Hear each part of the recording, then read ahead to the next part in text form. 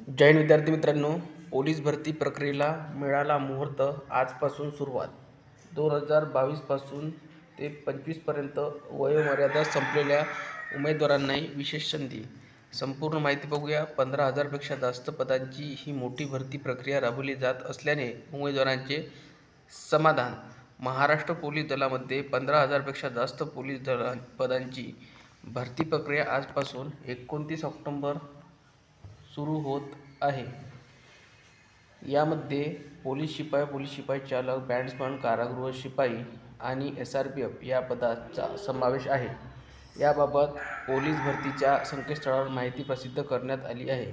यामध्ये सन 2022 पासून ते 25पर्यंत वयोमर्यादा संपलेल्या उमेदवारांनाही एक विशेष संधी देण्यात आली आहे.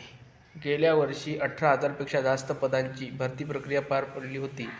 याही वर्षी 15,000 पेक्षा जास्त पदांची ही मोठी भरती प्रक्रिया राबवली जात आहे. त्यामुळे पोलीस भरतीची तयारी करणाऱ्या उमेदवारांमध्ये समाधान व्यक्त होत आहे. पोलीस शिपाई पदासाठी ऑनलाईन फॉर्म भरण्याची प्रक्रिया 29 ऑक्टोबर ते 30 नोव्हेंबर 1 महिना असणार आहे.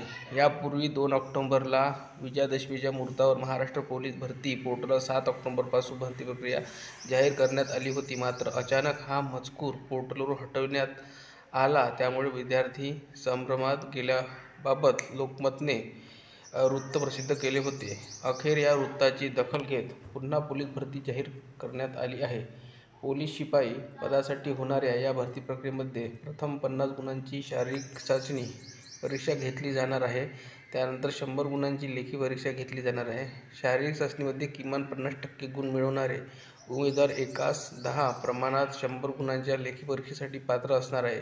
लेखी परीक्षेत सुद्धा किमान 40% गुण मिळवणे अनिवार्य केले आहे. अशा प्रकारे उमेदवारांची अंतिम निवड शारीरिक चाचणी व लेखी परीक्षा अशा एकूण 150 गुणांमधून केली जाणार आहे. स्पर्धा अधिक. पोलीस भरतीमध्ये वयवाढ दिली आहे. यामध्ये सन 2022 पासून ते 25पर्यंत वयोमर्यादा संपलेल्या उमेदवारांनाही एक विशेष संधी दिली आहे. त्यामुळे यंदा भरतीसाठी अर्जाची संख्या, स्पर्धा ही जास्त असणार आहे. पोलीस भरती फॉर्म भरण्याच्या शेवटच्या मुदतीच्या तारखेच्या 30 नोव्हेंबरच्या आतील सर्व कागदपत्रे असणे आवश्यक आहे. यादी उमेदवारांनी विशेष दखल घेणे गरजेचे असल्याचे सह्याद्री करिअर अकॅडमीचे संचालक उमेश रुपनवर यांनी सांगितले.